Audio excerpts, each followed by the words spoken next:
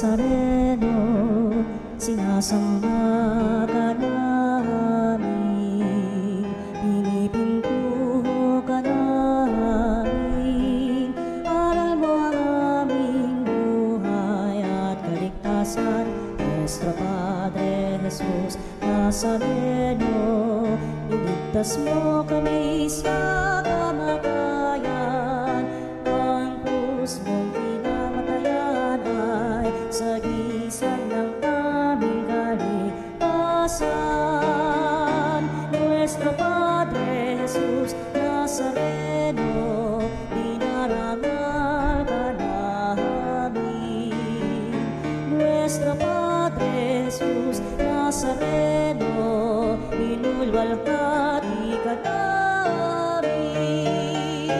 Nuestro Padre Jesus Nazareno, inarangal ka namin. Nuestro Padre Jesus Nazareno, inulwalhati ka namin.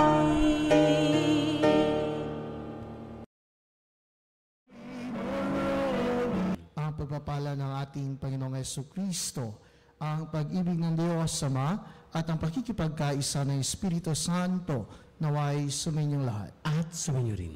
Mga kapanalig, tayo ngayon ay nasa ika-8 linggo sa karaniwang panahon. Sa banal na misang ito, ating patuloy ay panalangin ng ating mga kahilingan, lalo tigit ang kahilingan ng kagalingan sa ating mga karamdaman sa pangangatawan at espiritual, mental at ng ating mga puso.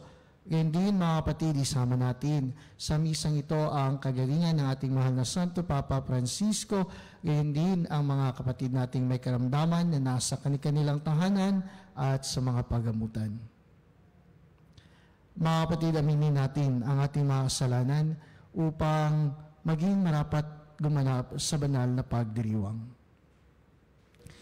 Panginoon, ang panawagan mo sa amin ay ang tahakin ang landas ng kabutihan at kabanalan. Panginoon, kaawaan mo kami. Panginoon, kaawaan mo kami. Panginoon, ang panawagan mo sa amin ay ang tahakin ang landas ng kabutihan, kabanalan. Kristo, kaawaan mo kami. Kristo, kaawaan mo kami. Panginoon, walang sawa ang iyong pag-unawa at habag sa taong naliligaw ng landas. Panginoon, kaawaan mo kami. Panginoon, kaawaan mo kami. Kaawaan tayo ng mga pangyarihang Diyos. Patawarin tayo sa ating mga kasalanan at patnubayan tayo sa buhay na walang hanggan. Amen. Papuri sa Diyos sa kaitaasan.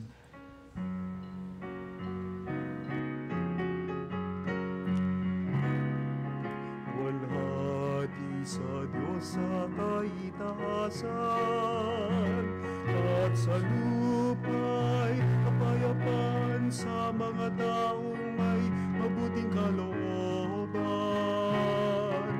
Pinupuri ka namin, dinarangal ka namin, sinasamba ka namin, niluluwalhati ka namin, pinasasalamatan ka namin, dahil sa dakila mong kalwalhatian.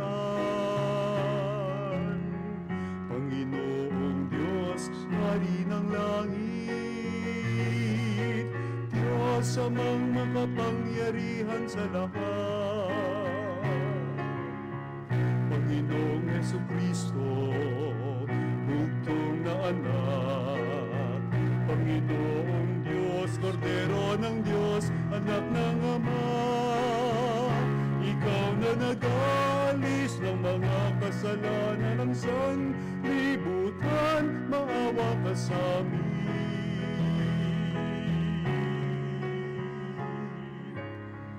Tanggapin mo ang aming kahilingan, ikaw na naluluklok sa kanan ng Ama, maawa ka sa amin.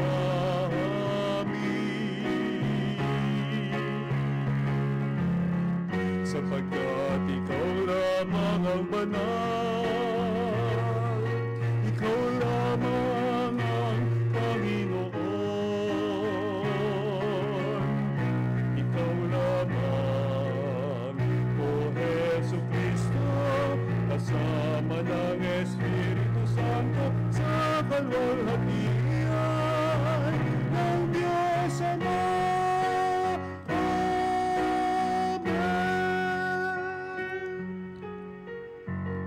Manalangin tayo.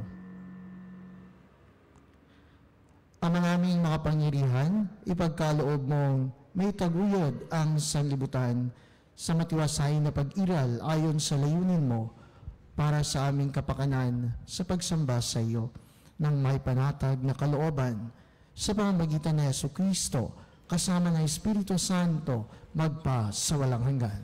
Amen. Pagbasa mula sa aklat ni Sirach. Pag niliglig mo ang bistay, may iwan ang magaspang. Pag ang tao'y nagsalita, kapintasa'y lumilitaw. Ang gawa na magpapalayok ay sa hurno na susubok. Ang pagkatao ng sinumay makikita sa usapan. Sa bunga ng punong kahoy, nakikilala ang ginagawang pag-aalaga. Sa pangungusap ng isang tao, damdamin niya'y nahahalata. Huwag mo munang pupurihin ang isang tao hanggang hindi nakapagsasalita, sapagkat doon mo makikilala ang tunay niyang puso't diwa. Ang salita ng Diyos. Salamat sa Diyos. Totoong kalugod-lugod ang magpasalamat sa Diyos. Totoong kalugod-lugod ang magpasalamat sa Diyos. Ang magpasalamat sa Panginoong Diyos ay mabuting bagay. Umawit na lagi, purihin ang ngalang kataas-taasan. Pag-ibig niyang wagas ay dapat ihayag, kung bukang liwayway, pagsapit ng gabi, ang katapatan niya'y ihiyag din naman. Totoong kalugod-lugod ang magpasalamat sa Diyos. Katulad ng palma, ang taong matuwid tatatag. Ang buhay parang mga sedro, kahoy sa Libano, lalagong mainam. Parang punong kahoy na doon natanim sa tahanan ng Diyos, sa banal na templo, ito ay lalago na nakalulugod. Totoong kalugod-lugod ang magpasalamat sa Diyos. Tuloy ang pagbunga kahit na ang punong ito ay tumanda, lunti at matatag at ang dahon nito ay laging sariwa. Ito'y patotoo na ang Panginooy tunay na matuwid, siya kung sanggalang, matatag na batong walang bahid ng dungis. Totoong kalugod-lugod ang magpasalamat sa Diyos. Pagbasa mula sa unang sulat ni Apostol San Pablo sa mga taga-Korinto. Mga kapatid, kapag napapalitan na ng walang pagkabulok ang nabubulok at napalitan na ng walang kamatayan ang namamatay, matutupad ang nasasaad sa kasulatan. Nalupig na ang kamatayan, ganap na ang tagumpay. Nasaan o kamatayan ang iyong tagumpay? Nasaan o kamatayan ang iyong kamandag? Ang kamandag ng kamatayan ay ang kasalanan, at ang lakas ng kasalanan ay nagmumula sa kautusan. Magpasalamat tayo sa Diyos na nabibigay sa atin ng tagumpay sa pamamagitan ng ating Panginoong Hesukristo. Kaya nga mga kapatid, magpakatatag kayo at huwag matitinag. Magpakasipag kayo sa gawain para sa Panginoon, yamang alam ninyong di nasasayang ang inyong pagpagal para sa Kanya. Ang salita ng Diyos. Salamat sa Diyos.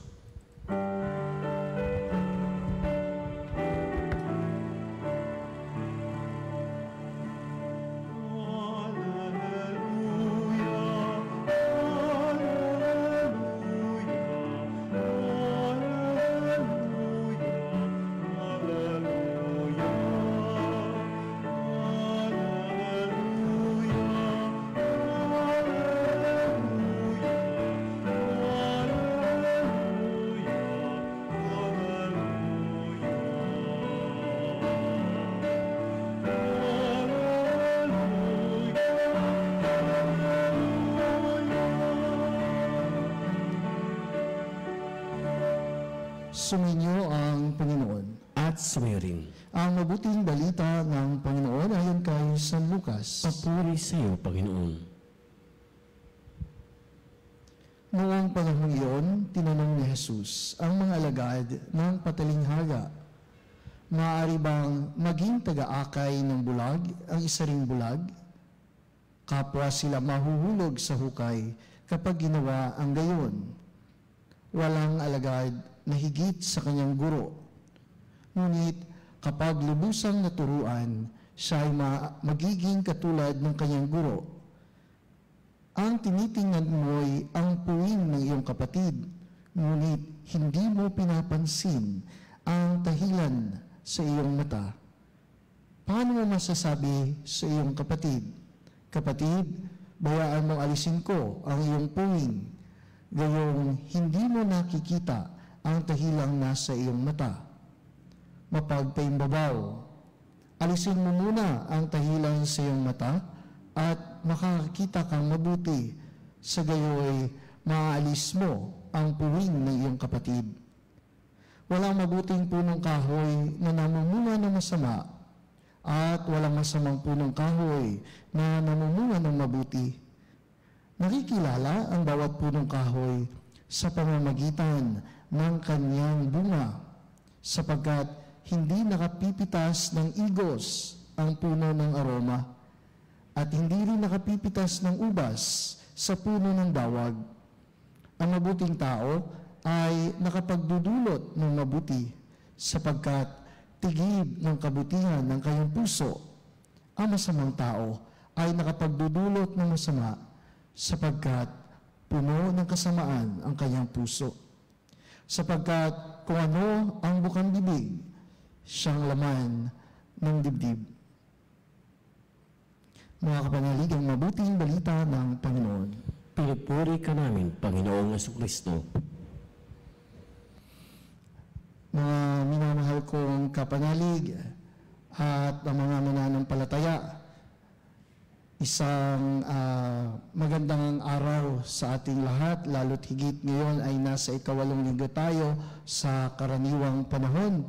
Panandaliang huling bahagi ng karaniwang panahon ang linggong ito sapagkat papasok na tayo sa susunod na mga araw sa panahon ng Lent. Tinatawag tayo ng Panginoon upang pag-isipan sa linggong ito ang ating mga salita at kilos sa harap ng Diyos at ng ating kapwa. Ang ating mga pagbasa ngayon ay nagbibigay diin sa kalagahan ng tunay na kabanalan na makikita sa ating mga ginagawa at sinasabi. Ibig pong sabihin, mga kapanalig, sa ating pananampalataya, ang mga bahaging ito na ating narinig sa mga pagbasa ay bahagi o requirements sa ating patuloy na pagsunod sa ating Panginoong Jesucristo. Sa unang pagbasa mula sa aklat ni Sirach, sinabi na ang tunay na pagkatao ng isang tao ay makikita di umano sa kanyang pananalita. Mula sa Sirach chapter 27:6, sabi niya, ang pananalita ng tao ang susubok sa kanyang isipan. Napakasarap pakinggan ng ganitong paalala dahil madalas nasusukat tayo hindi sa ating panlabas na anyo, kundi sa ating mga sinasabi at ginagawa. Ang ating salita ay nasasalamin sa ating puso. Kung ito ba ay puno ng pag-ibig, kabutihan, o kaya naman ay inggit o pagmamataas. Narinig din natin, mga kapanalig, sa ating ikalawang pagbasa mula sa unang sulat sa mga taga-Korinto, ipinaalala ni San Pablo sa pamamagitan ni Kristo.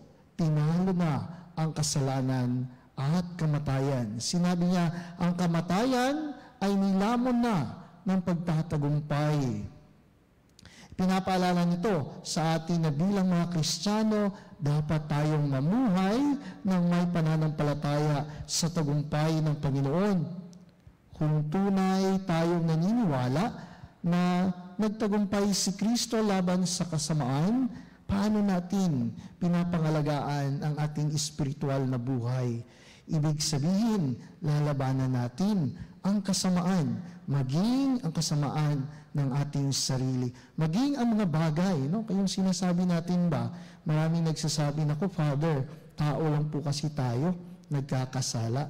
But it doesn't mean or it will never give us a guarantee na pwede tayong or a license na pwede tayong gumawa ng masama. Kailangan nating labanan ang kasamaan ng ating sarili sapagkat tayo'y binyagang sumusunod, mga disipulo ni Kristo. Kaya sa ating ebanghelyo mula kay San Lucas, tinanong ni Jesus ang kanyang mga alagad, makakabulag ba ang isang bulag? O sa ibang version po nito ay maaari bang maging taga-akay ng bulag ang isa ring bulag? Hindi ba't kapwa sila mahuhulog sa hukay? Tinuturuan tayo ng Panginoon na huwag maging mapaghusga sa ating kapwa, lalo na kung tayo mismo ay may mga pagkukulang bago natin punahin ang dungis ng mata ng iba. Dapat nating siguraduhin na malinis ang ating sarili o sariling paningin. Minsan masyado tayong abala sa pagpuna ng mali ng ibang tao, ngunit hindi natin napapansin ang ating sariling kasalanan. Kapag ang isang taong may kasalanan, ito po ay isang espiritual na karamdaman. Hindi nga ba kapag may karamdaman, lalapit tayo sa isang nagpapagaling sa ating karamdaman, gumagamot sa ating karamdaman. At ang kasalanan na karamdaman ng ating pananampalataya at espiritual na buhay ay nangangailangan ng magpapagaling. At si Kristo ang magpapagaling sa atin, mga kapanalig. Kaya kapag nagkakasala tayo, mas lalo dapat tayong lumapit sa Diyos. Hindi pwedeng sabihin, hindi ako magsisimba, hindi ako nangungumunyon dahil makasalanan ako. Hindi ba mas lalo ka dapat lumapit sa Diyos sapagkat makasalanan ka? Ang banal na misa at ang sakramento ng simbahan ay hindi para sa mga banal. Ang sakramento ng simbahan ay para sa mga makasalanan na lalapit sa Panginoon upang gumaling mula sa kanyang karamdamang espiritual, upang mapalapit sa Panginoon sapagkat nagkakasala, nagkakaroon tayo ng karamdaman, kaya tayo lumalapit at yumayakap sa ating Panginoong Hesukristo. May mga bagay tayong dapat tandaan sa ating mga narinig ng mga pagbasa, lalo na sa ating ebanghelyo sa linggong ito. Una, mga kapanalig, maging maingat tayo sa ating mga pananalita. Ang ating mga salita kasi ay may kapangyarihang magpagaling o nagpapagaling. O minsan, ang ating mga salita ay maaaring makasakit sa ating kapwa. Gamitin natin ito upang ipahayag ang pagmamahal ng Diyos, hindi ng kasamaan, hindi ng kalungkutan, hindi ng kasamaan ng ating kapwa. Pangalawa, magtiwala sa tagumpay ni Kristo laban sa kasalanan. Hindi ibig sabihin na tayo ay makasalanan, wala na tayong gagawin sa ating pananampalataya. Habang tayo ay nagkakasala o kung tayo ay nagkakasala, mas lalo tayong gumawa ng kabutihan at lumapit sa ating Panginoon. Huwag tayong mawala ng pag-asa sa harap ng mga pagsubok na dinadaanan. Ang ating pananampalataya ay dapat maging matatag dahil alam natin, ang Diyos ay laging kumikilos para sa ating kabutihan. At pangatlo, mga kapanalig, magsimula sa sariling pagbabago. Simulan natin ang pagbabago ng ating sarili, ng ating pananampalataya sa ating sarili. Bago tayo humusga, bago tayo pumuna sa iba, tingnan muna natin ang ating mga sarili. Lord, Panginoon, ano ba ang dapat kong makita sa aking sarili? Huwag tayo maging tulad ng bulag na gumagabay sa kapwa niya bulag. Isa po itong halimbawa, sapagkat pareho kayong mahuhulog. Kapag ikaw ay nanghuhusga, hindi ka nakabubuti.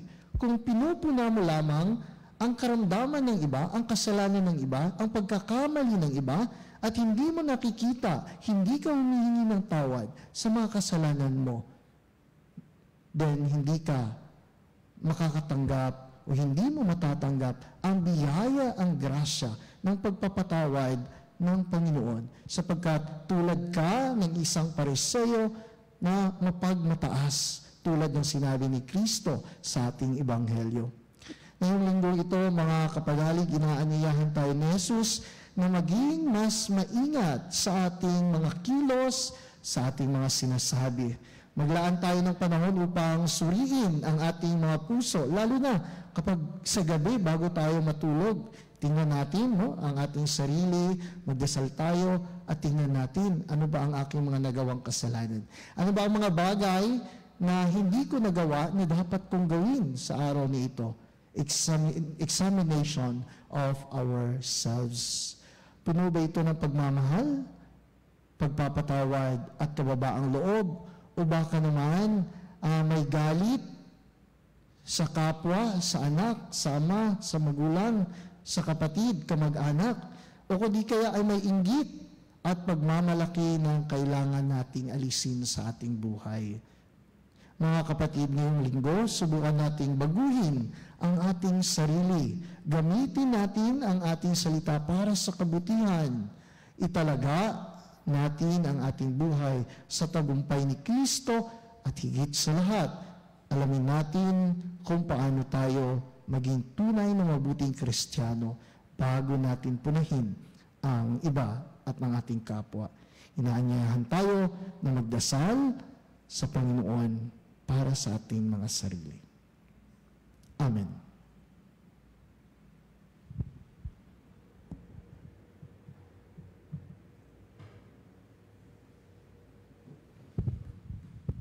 Atin ngayong ipahayag ang ating pananampalataya.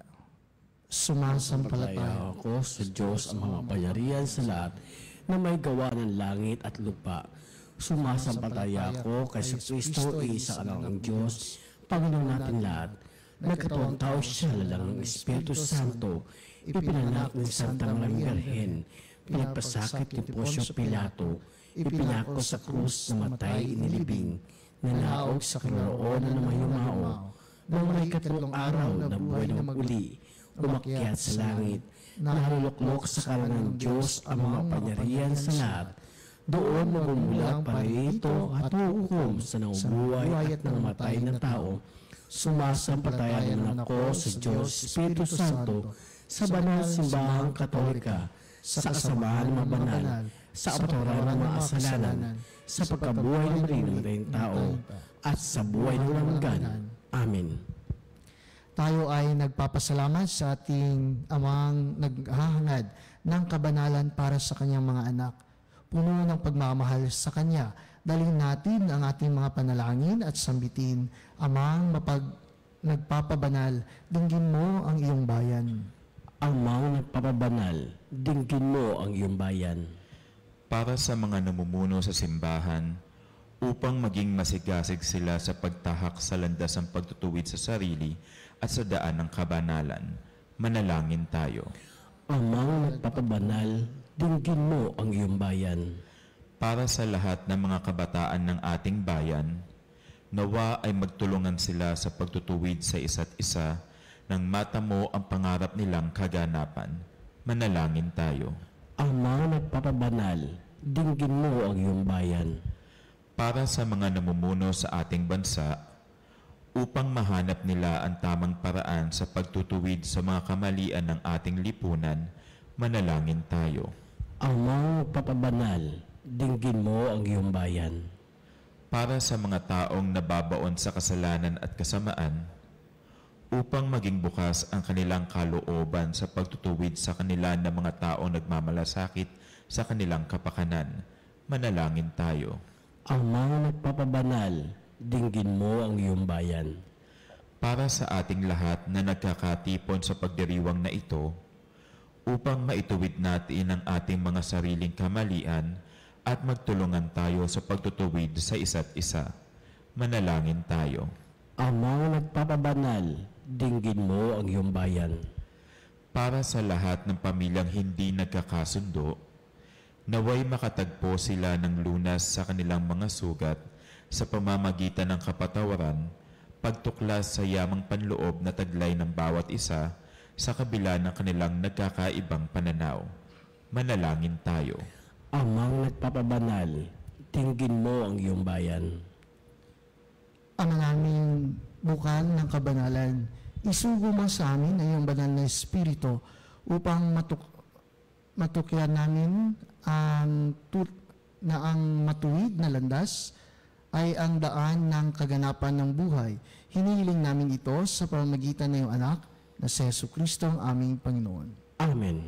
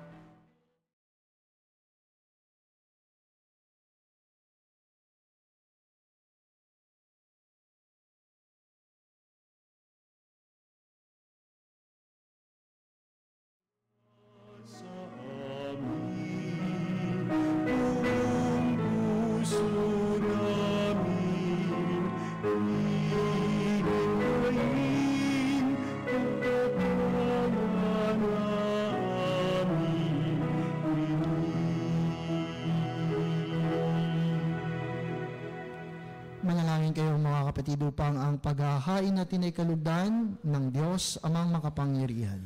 Tanggapin nawa ng Panginoon itong pagkain sa iyong mga kamay, sa kapurihan niya at karangalan, sa ating kapanabangan at sa buong sambayanang banal. Ama naming lumikha, ipinagkaloob mo ang mga dapat ialay upang aming sambahin ang iyong ngalan. Kawaan mo kami at pagbigyan upang ang iyong kaloob para kami makapaghain ay makapakinabang bilang pagpapala mo sa amin. Sa pamamagitan ni Jesucristo, kasama ng Espiritu Santo, magpa sa walang hanggan. Amen. Sumainyo ang Panginoon. At sumaya rin. Itaas sa Diyos ang inyong puso at diwa. Itinaas na namin sa Panginoon. Pasalamatan natin ang Panginoong ating Diyos. Marapat ay siya ay pasalamatan. Ama naming makapangyarihan, tunay nga marapat na ikaw ay aming pasalamatan. Nasa iyo ang aming buhay, pagkilos at pag-iral. Sa pamumuhay namin araw-araw, tinatamasa namin ang iyong pagmamahal. Sa pag-ibig mong ipinunla sa sangkatauhan, ang Espiritu Santo ay unang aning bigay ng anak mong naglagak sa amin ng katiyakang nakalaang mabuhay kami sa piling mo kailanman.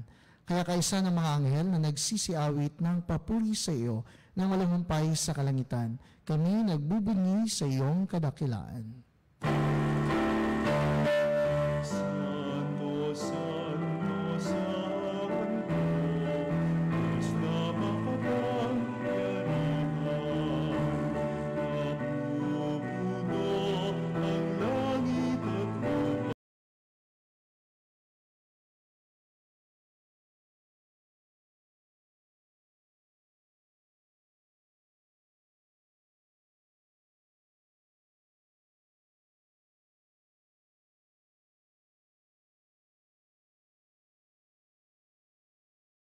Sa ngalan ng Panginoon, Hosana, Hosana, sa kaitaasan, sa kaitaasan.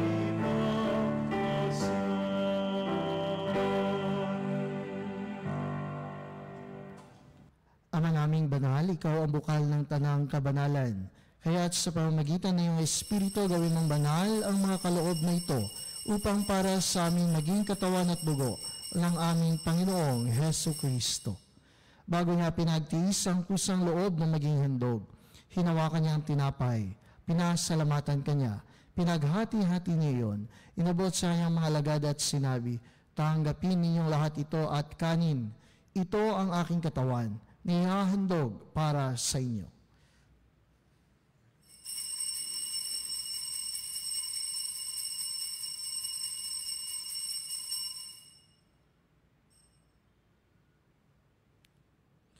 Gayon din naman nung matapos ang hapunan, hinawakan niya ang kalis, muli kanyang pinasalamatan. Inabot niya ang kalis sa kanyang mga alagad at sinabi, "Tanggapin ninyong lahat ito at inumin. Ito ang kalis ng aking dugo, ng bago at walang hanggang tipan. Ang aking dugo na ibubuhos para sa inyo at para sa lahat, sa ikapagpapatawad ng mga kasalanan. Gawin ninyo ito sa pag-alala sa akin."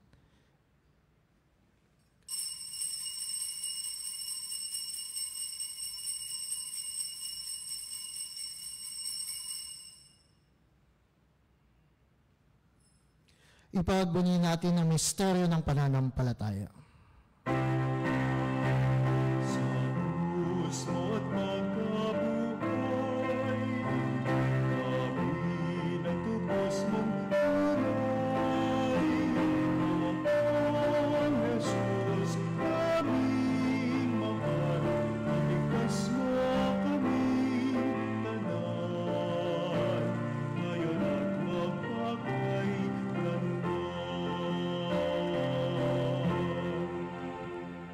Ang mga ginagawa namin ngayon ang pag-alala sa pagkamatay at muling pagkabuhay ng iyong anak. Kaya't iniaalay namin sa iyo ang tinapay na nagbibigay buhay at ang kalis na nagkakaloob ng kaligtasan. Kami nagpapasalamat dahil kami iyong minarapat na tumayo sa harap mo para maglingkod sa iyo. Sinasamo namin kami magsasalo-salo sa katawan at dugo ni Kristo ay mabuklod sa pagkakaisa sa pamamagitan ng Espiritu Santo. Amalingapin mo ang iyong simbahang laganap sa buong daigdig. Puspusin mo kami sa pag-ibig kay San Francisco na aming Papa, ni Elias na aming Obispo at ng Tanang Kaparian. Alalahanin mo rin ang mga kapatid naming nahimlay na may pag-asang sila'y muling mabubuhay. Ngayon din ang lahat ng mga pumanaw. Kawaan mo sila at patuloyin sa iyong kaliwanagan. Kawaan mo at pagindapatin kaming lahat na makasalo sa iyong buhay na walang wakas. Kaysa ng mahal na Birheng Maria na Ina ng Diyos, kaysa ni San Jose ang kanyang kabiyak ng puso, kaysa ng mga apostol at ng lahat ng mga banal na namuhay dito sa daigdig ng kalugod-lugod sa iyo, may pagdiwang nawa namin ang pagpupuri sa ikararangal mo sa pamamagitan ng iyong anak na aming Panginoong Hesu Kristo. Sa pamamagitan ni Kristo, kasama niya at sa Kanya, ang lahat ng parangal at papuri ay sa iyo, Diyos amang makapangyarihan, kasama ng Espiritu Santo, magpa sa walang hanggan.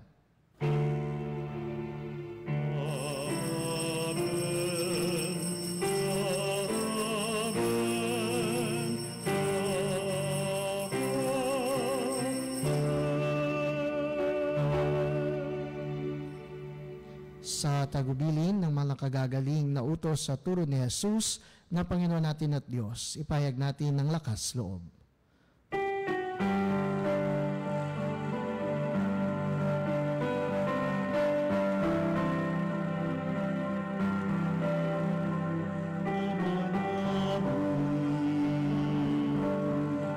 Sa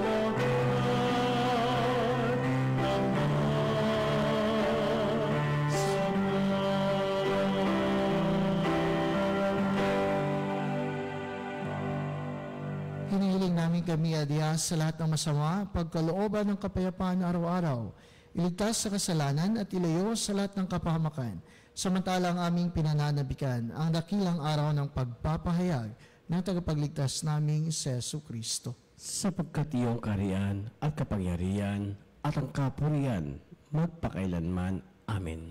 Panginoong Jesucristo, sinabi mo sa iyong mga apostol, kapayapaan ang iniiwan ko sa inyo, ang aking kapayapaan ang ibinibigay ko sa inyo. Tungayan mo ang aming pananampalataya at huwag ang aming mga pagkakasala. Pagkalooban mo kami ng kapayapaan at pagkakaisa ayon sa iyong kalooban.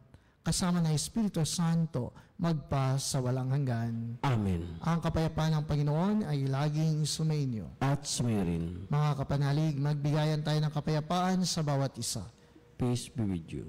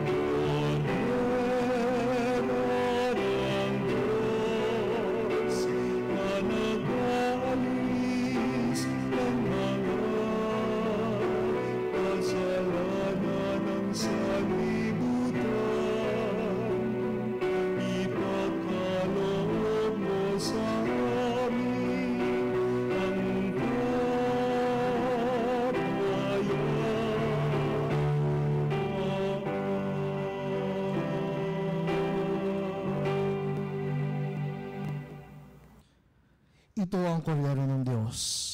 Ito ang nag-aalis ng mga kasalanan ng sanlibutan. Mapalad ang mga inaanyayahan sa kanyang piging.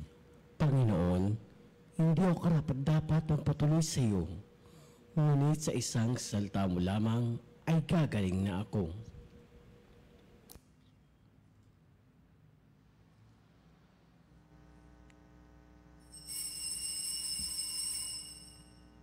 Mga kapanalig, ating dasalin ang komunyong espiritual. O Jesus, nananalig ako sa pananahan mo sa kabanal-banalang sakramento. Minamahal kita higit sa lahat at hangad ka ng aking kaluluwa. Hindi ko man matatanggap ngayon ang iyong katawan at dugo, inaasahan ko na patuloy kang mamumuhay sa aking puso. Naniniwala ako na narito ka at kaisa ka ng aking buong pagkatao. Huwag mong ipahintulot na mawalay ako sa iyo. Amen.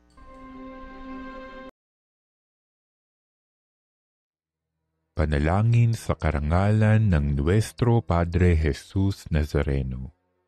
O Jesus Nazareno, katamis-tamisan naming manunubos, sa harap mo ngayon naririto kami't nangangayupapa at nagsisisi ng taos-puso sa aming pagiging walang turing sa iyo at paglimot sa di mabilang na mga biyaya mo, lalong-lalo na yaong mahalagang biyaya ng pagtutubos. Dinaramdam namin at pinagsisisihang labis, Panginoon ko, ang pagkakasala namin sa iyo. Ikinalulungkot namin ang pagiging dahilan ng pagpapasan mo ng krus na iyan sa gitna ng mga hirap at kapaitan, hanggang sa inihandog mo ang iyong buhay sa bundok ng Kalbaryo, sa pagkaibig mo lamang na matubos kami at ang sangkatauhan mula sa sala. Pakabanalin mo, O Panginoon, ang aming pagnanais at ipagtanggap mo sa amin ang iyong biyaya. Maging tagapamagitan nawa ang iyong ina ang kalinis-linisang Birheng Maria.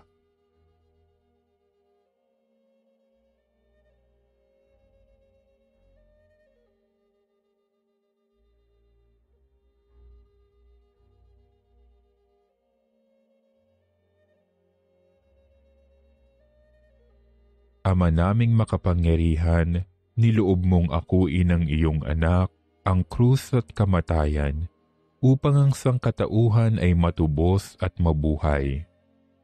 Ang pag-ako namin sa krus at kamatayan dito sa lupa, ayon sa diwa ng pagsunod sa iyong loob, na ginanap ng iyong anak, ay magpagindapat nawa naming kamtin ang lubos na katubusan at pagkabuhay sa iyong piling, sa pamamagitan ni Hesukristo, kasama ng Espiritu Santo, magpasawalang hanggan. Amen. Nuestro Padre Jesus Nazareno, Panginoon namin at Diyos, kaawaan mo kami. Manalangin tayo. Ama naming mapagmahal, kaming iyong pinapakinabang sa iyong kaawaan, upang ang aming pinagsaluhan ay magdulot ng aming pakikilahok sa iyong buhay na hindi matatapos. Iniluluhog namin ito sa pamamagitan ni Jesucristo kasama ng Espiritu Santo magpa sa walang hanggan. Amen. Mga kapanalig, bago po ang ating huling pagbabasbas, tayo po ay manalangin para sa lahat ng may karamdaman. Kaya sa lahat ng mga nakikinig, nanonood at nandito sa studio, maaari po nating isipin, hawakan ang mga karamdaman na meron tayo at hilingin natin sa Panginoon ang kagalingan nito. Panginoon naming Diyos, Ikaw ang dakilang manggagamot at tagapagpagaling. Sa oras na ito, itinataas namin sa iyo ang lahat ng may sakit, pisikal man, emosyonal o espiritual. Hipuin mo po sila ng iyong mapaghimalang kamay at pagalingin ayon sa iyong banal na kalooban. Sa iyong pagmamahal na kamay, mapagmahal na kamay, tinataas namin ang lahat ng may sakit, ang mga dumaranas ng kanser at matinding karamdaman, sakit sa puso at mataas na presyon, diabetes at iba pang sakit sa dugo, sakit sa bato at atay, arthritis, rheuma at pananakit ng katawan, karamdaman sa baga tulad ng hika at pneumonia, trangkaso, lagnat at iba pang infeksyon, mental health conditions tulad ng depression at anxiety, COVID-19 at iba pang viral diseases, sakit sa mata, tenga at balat, paralisado at may kapansanan. Hipuin mo po sila, O Diyos, at pagalingin ayon sa iyong kalooban. Bigyan mo sila ng lakas ng loob, pag-asa at kapayapaan sa kanilang laban. Gamitin mo ang mga doktor, gamot at iba pang paraan bilang daluyan ng iyong kagalingan. Gayon din ang lahat ng nagpapagal upang sila'y gumaling. Bigyan mo po sila ng lakas upang kayanin ang anumang sakit na kanilang pinagdadaanan. Ipagkaloob mo sa kanila ang kaginhawaan sa kabila ng kanilang paghihirap. Pagpalain mo rin po ang kanilang pamilya at mahal sa buhay na nag-aalaga sa kanila. Naway huwag silang mawala ng pag-asa kundi nang magtiwala sa iyong pagmamahal at habag. Sa lahat ng may mabigat na dinadala, ipaalala mo sa kanila na hindi sila nag-iisa, kasama kanila sa bawat sandali ng kanilang laban. Tulungan mo rin kaming mga instrumento na iyong pagmamahal sa pamagitan ng pagbibigay ng pag-alaga at suporta sa aming kapwa. Hinihiling namin ito sa pamagitan ng Jesucristo kasama ng Espiritu Santo magpa sa walang hanggan. Amen. Mga kapanalig, ilang patalastas lamang po. Sa darating po na ika-3 ng Marso, araw ng Lunes, sa ganap na ika-12 ng tanghali, ay magkakaroon po tayo ng Healing Mass na pangunahan ni Father Joey Falier po. Ang ating Eucharistic Advocate Liturgical Celebration ay magsisimula sa Miyerkules ng Abo o Ash Wednesday sa March 5. Amin po kayong inaanyayahan na dumalo sa ating healing mass dito po sa Veritas Chapel na pangungunahan nila Bishop Antonio Tobias sa alas 6 ng umaga, ni Bishop Elias Ayuban sa ika-12 ng tanghali, at ni Bishop Roberto Gaa sa ika-6 naman po ng gabi. At mag-iisang Veritas Eucharistic Advocate para sa Lent Easter Celebration. Para po sa inyong mga pamisang pasasalamat, kaarawan, kagalingan at mga espesyal na intensyon, kaluluwa at mas sponsor o love offering, tumawag lamang po kayo mga kapanalig sa 8925-7931, local 129-131 or 137. O mag-text po kayo sa mga numerong ito, 0917-631-4589, at hanapin po ninyo si Binibining Rene Jose o di kaya ay si Miss Alienaje. Mga panalig, maraming salamat po sa iyong pakikiisa sa banal na misa sa ika-8 linggo sa karaniwang panahon. Sumainyo ang Panginoon at sumayin. At pagpalain kayo ng mga pangyarihang Diyos, Ama at Anak at ng Espiritu Santo. Amen. Humayo kayong taglay ang kapayapaan upang ang Panginoon ay mahalin at paglingkuran. Salamat sa Diyos.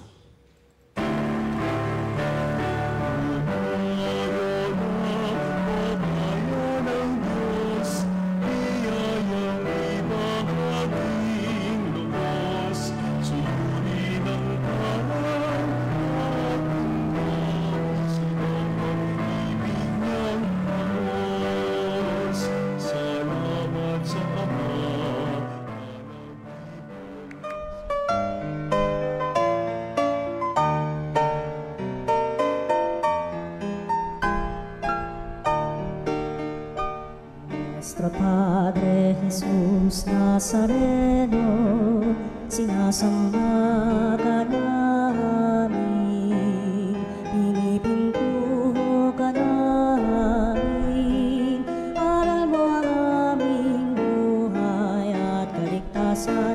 Nuestro Padre Jesus Nazareno, iligtas mo kami sa kamatayan, ang krus mong pinamatayan ay sagisag ng aming kaligtasan. Nuestro Padre Jesus Nazareno, dinarangal ka namin. Nuestro Padre Jesus Nazareno, inulwalhati ka namin.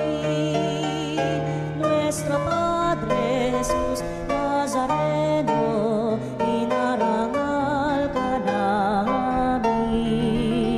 Nuestro Padre Jesus Nazareno, inulwalhati ka namin.